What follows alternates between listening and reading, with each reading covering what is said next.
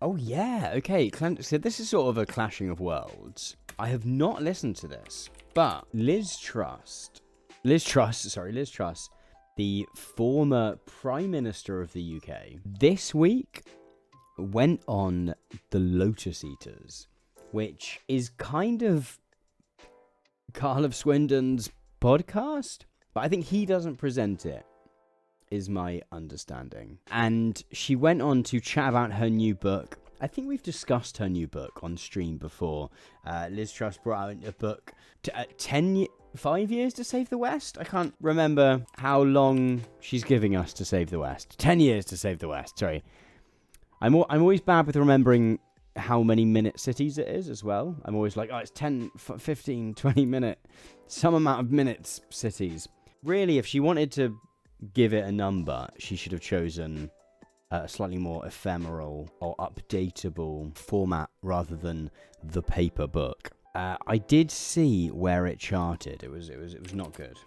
Entered the bestseller list in 70th place with 2,228 copies sold, which compares to Tony Blair's A Journey. Apparently got 92,000 sales in the first week, yeah. And David Cameron's, what's David Cameron's book called? Can we remember? I think it's called like The Downing Street Years. Have I imagined that? Donut Batman saying she's got 2,000 copies in her garage, right? That is a thing. People buying their own books or kind of selling them or giving them away in kind of like interesting ways, precisely for the purposes of getting up particularly the New York Times bestseller list, is like a whole thing. If you go to the New York Times bestseller list, some of you might know this. Here we go. Advice, how to, and miscellaneous. This will be probably the worst for it. If you look down the list, you'll find that some of the books have this little cross by them. So Atomic Habits by James Clear. Gary V's new book has one. The official Stardew Valley cookbook. Old Time Hawkeyes recipes. Not all of them. There you go. Rick Rubin's book doesn't. This book about making your bed doesn't. Gabby Dawkins does. And essentially, this book here means that there's been some funny business with the buying of these books. Generally, it means that whatever this book is, there has been bulk orders, like really big orders for that book from a certain number of retailers, right? So this one, we can be relatively sure that Good Energy by Casey Means with Callie Means has largely been bought by individual people going in and buying that book. Whereas Gary V's book potentially has had one or two very large orders. Bulk orders of like, I would like to buy 300 copies of this book, which I don't know if you've met people. That's not a thing that normal people do.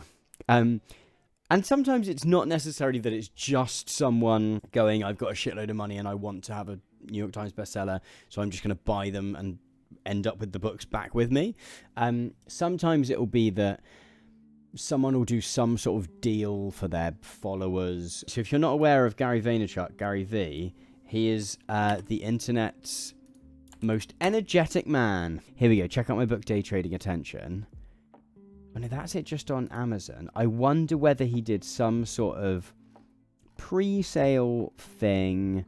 Here we go. The Gary V book bundle. I mean, he's encouraging people to bulk buy this book. He's saying like, I'll give you 20% off if you buy 25 of copies of my book, which is sort of odd, right? That's not a thing people do. But also he's doing these sort of bundles of all his books and he's going to sign them and stuff. But very likely what's happened is he's not just got those books from his publisher, he's potentially bought them from somewhere else in order that it bumps the figures up by him buying them through Amazon.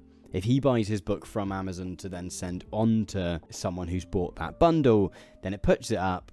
And now, even if this drops off the New York Times bestseller list next week, which it's quite likely to do, he gets to put Gary V's Day Trading Attention the New York Times bestseller on the second print run or on the paperback version of the book. Interesting that Atomic Habits did it as well. The most persistent book ever. This is like the late 20s upwardly mobile professional at a train station or airport. This is like the book that they're gonna buy. Anyway, I don't know how we got this. Oh, someone was suggesting maybe Liz Truss had bought loads of her book.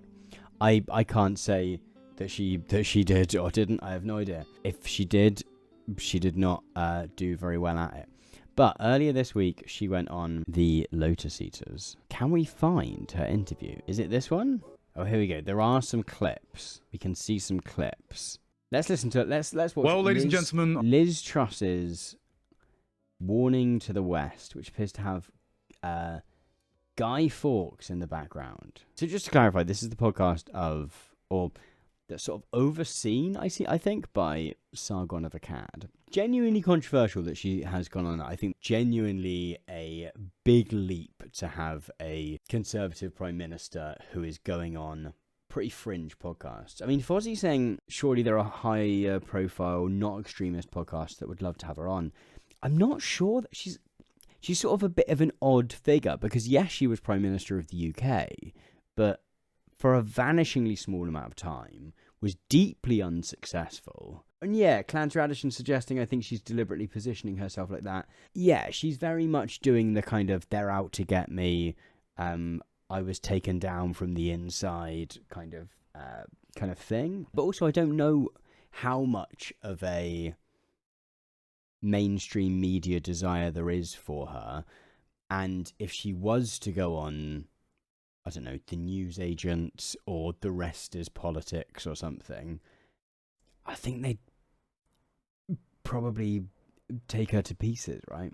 But let's see how she got on this far-right fringe podcast. Liz, thank you very much for sacrificing the time to speak to me today, and as well taking a chance. She's not busy. Sorry, Liz Truss is not busy. She is sat by the phone. You don't get invited to as many dinner parties anymore, and actually that it's kind of a badge of honour. I didn't say anymore. I didn't think I was ever invited to them, to be honest. All right, well, fair enough. I mean, I do appreciate the sort of. No one ever wants to talk to me, actually, because that makes me cool. I think you were disparagingly nicknamed, but given the sclerotic nature of Westminster, it comes in handy. Of course, the recent reason you've been speaking to folks. Sorry, these people are always really keen to present themselves as sort of like really like University of Life. I'm not one of those clever woke university kids. But we're gonna have to look up sclerotic, unable or reluctant to adapt or compromise. There we go. That's the gender ideology that is trying to lie fundamentally about biological sex. Crikey, she's not enigmatic, is she? She's not. Is enigmatic what I mean? She's not particularly sort of engaging as a. As soon as she talks for anything longer than that, she's just like. University campuses on the streets of London. I thought this was going to be really kind of firebrandy, but I think she's the most boring person to listen to on earth. I genuinely tuned out for a minute there. I am enjoying the fact she's joining us from down a well. That they do have the money for a big LED screen, but not enough money to get the audio to sound good. Crispin Fry is saying if all she's got is the same right-wing stuff everyone else is spouting, she really needed to have more fire to stand out. I mean, I think that's all she does, though. Like, because I think when she was in power, it was a lot of the kind of libertarian stuff around the economy. And I might be misremembering, but like at least the stuff that stuck for me was that stuff about tax breaks and about deregulation and such. It was less the kind of anti-woke stuff or whatever. And I imagine that was in there. But then once you've been sort of kicked out, that's the stuff that you need, right? It turns out that the tax break stuff, although that tends to come alongside all the anti-woke stuff, that's not super popular. Crashing everyone's like pensions and houses and pushing everyone's mortgages up. Turns out that stuff not super popular. So she's kind of had to go for this stuff. And it is that interesting brand of modern politics wherein I'm an outsider who's been kicked out and is always viewed as a positive, right? No one invites me to their dinner parties, which means I must be correct. The most important event this year is the US election. Now, I believe that if Joe Biden stays in the White House, that will seriously undermine the future of the West and could lead to our ultimate decline. There you go. And that's perfect, sort of beautiful kind of like leaning into a certain audience, isn't it? And it is kind of interesting that what you probably have here is two British people who are far more interested in talking about American politics than British politics because they feel there is an audience for that, which I think happens across the political spectrum. One thing I want to pick up on is, of course, we need to get in power and change the laws. And you definitely did that. You tried to do that. And then unceremoniously were... Sort of a good one, isn't it? It's like we need to get into power and change the laws, and it's like, oh yeah, you tried that, didn't you? And it sort of didn't work. I am also going to speed this up as someone suggested because Liz Truss is the most boring person to listen to and talk slowly. We did see a massive reaction to what was a programme of supply side reform and tax cuts that I believe over 5 years would have seen the economy growing and in fact more revenue coming into the exchequer. Which is something that has never happened. So this is the idea that Ronald Reagan was really big on this. He did a famous presentation where he got he sort of did one of his like "Hello, the American people" speeches, which presidents do, and he had a kind of big sheet of paper with a graph on it where he kind of suggested, oh, if you cut taxes for the richest, they will spend that money and invest it investing it in new technologies and employing more people, etc., and in their businesses. Yeah, the Laffer curve, the thinking saber cat saying, and that will, and although you've like cut the rate of tax, that will generate enough growth that the amount of profits that rich people are making will go up, and therefore the sort of actual money amount of tax will go up, even if the percentage that's being taxed has gone down. Yeah, there's research paper a few years ago where they sort of looked at a whole bunch of countries where this happened, where there'd been tax cuts, and they're like, yeah, that second bit never happens. Because if you give sort of tax cuts or benefits, social security payments to people with less money, they go out and they spend that money, right? Or like tax breaks for people with kids or whatever, they go out and they spend that money on food, on housing, on crisps and ice creams and all of that kind of stuff. That has like an economic impact, right? If people are spending money, it means someone has to be employed in the shop, and then that means that person's might go out and buy a new mobile phone, and because they've got a pay rise, and therefore the mobile phone shop has to employ people and sell more mobile phones, etc. And all of this stuff is kind of like a virtuous cycle. Whereas if you sort of give money to rich people, whether that's through literally just giving them a bunch of cash, or whether it's through tax cuts, meaning that they're spending less on tax, it goes into savings, or it goes into buying stuff like housing, which actually is taking more money out of the economy from people who are having to pay now to rent their housing, or it goes offshore. It goes to, a tax haven somewhere, and therefore it doesn't contribute to that virtuous cycle. So, maybe Liz Truss was the first person who was ever going to successfully do that. Maybe not. The evidence would suggest otherwise. We've got a treasury, and the OBR, by the way, is an offshoot of the treasury, a sort of so-called independent offshoot of the treasury and the Resolution Foundation. But those organisations believe in high taxes, high regulation, big government, close alignment with the EU. Let me just quickly check something. Resolution Foundation, it's kind of president, a part of it is David Willits, who was a Tory lord. I was fairly sure that was correct. And then the Office of Budget, OBR, the Office of Budget Responsibility, was set up by the Conservative Party. I'm fairly sure, let me double check this.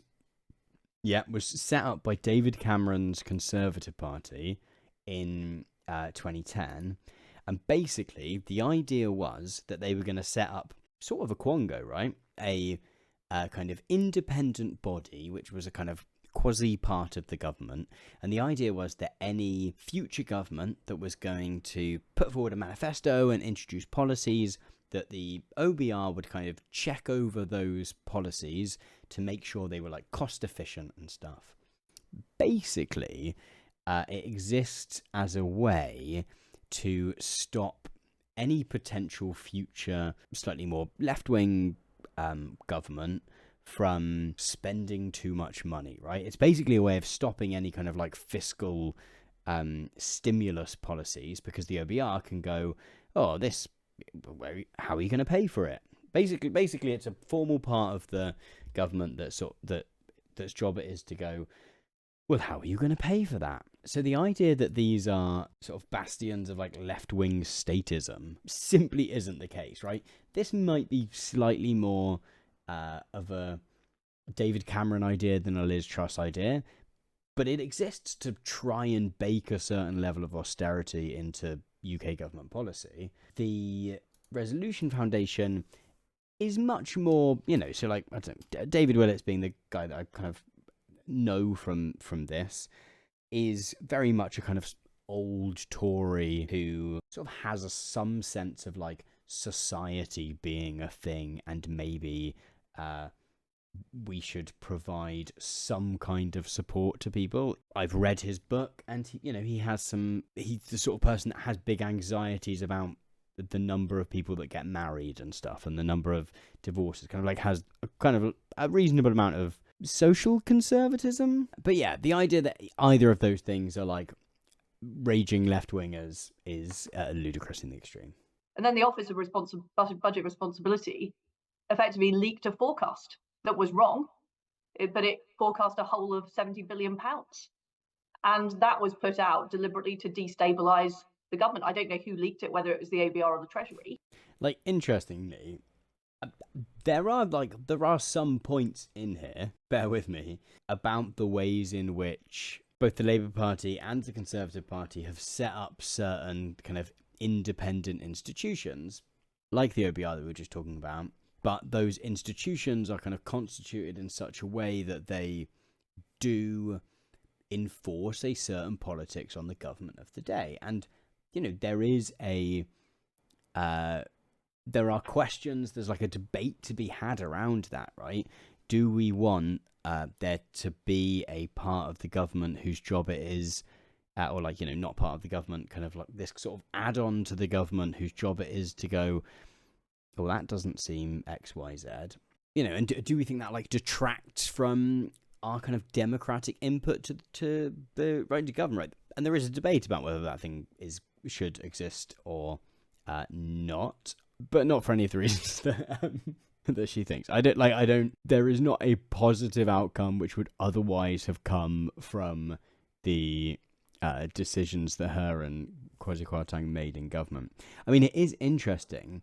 The Kwasi Kwarteng has been on a bit of a media tour over the past few weeks, or at the very least he's popped up on a few TV programmes, and he's doing that and maybe trying to do a little bit of a regain the grace of kind of like normal society, whereas Liz Truss has done the opposite thing of embracing the fringe in this kind of weird hellscape that this podcast frame seems to be. Yeah, Kwasi Kwarteng's doing Leading, The Rest is Politics interview show, and Liz Truss is doing the Lotus Eaters.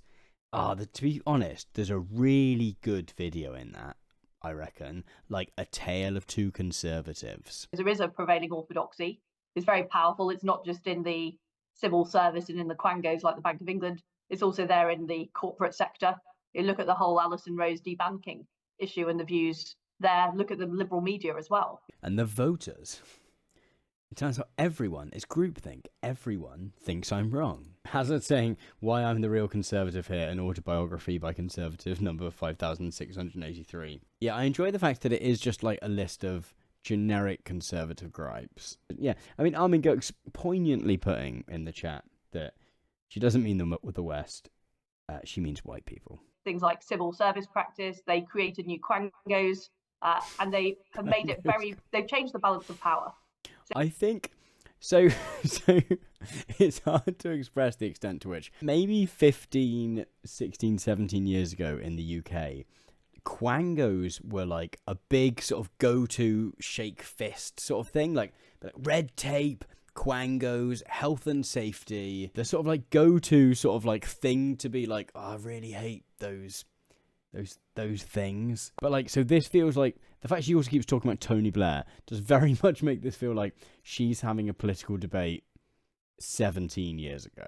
Dealing with the egregious tax and regulatory issues, getting on with things like fracking, getting the economy growing, not sticking up taxes, so that we would be in a better... It's funny just the like weird connections between stuff that, I don't know, the ways in which all of these kind of like right-wing anxieties don't necessarily connect to one another. They're often just like this kind of random bag of stuff that has somehow ended up in the same place, that she's like, oh, we need to do fracking as well. If you liked that and you would like to see more, you can get the full 19-minute show. I am interested in this this LED screen setup they've got. That is fancy. I wish I am mildly jealous that they have this. I did enjoy the fact we didn't hear a huge amount from this guy. I did enjoy the fact he kept being like, yeah, when I went to Conservative Party conference 5 years ago, before I got to do this cool job, and you know when you're like, I think probably the first one was cooler. I enjoy doing this, but I don't think if like 3 years before I'd had my own show on the BBC, I'd be like, yeah, fuck that. Remember that? That was awful. I love it now when I get to do this from the spare room in my house. That's true. I wonder whether Guy Fawkes is always present on his back screen. I'm not sure. That never came up. Maybe somewhere else in his talk there's a thing, or maybe Guy Fawkes is just the go-to, like, I hate all these politicians, actually.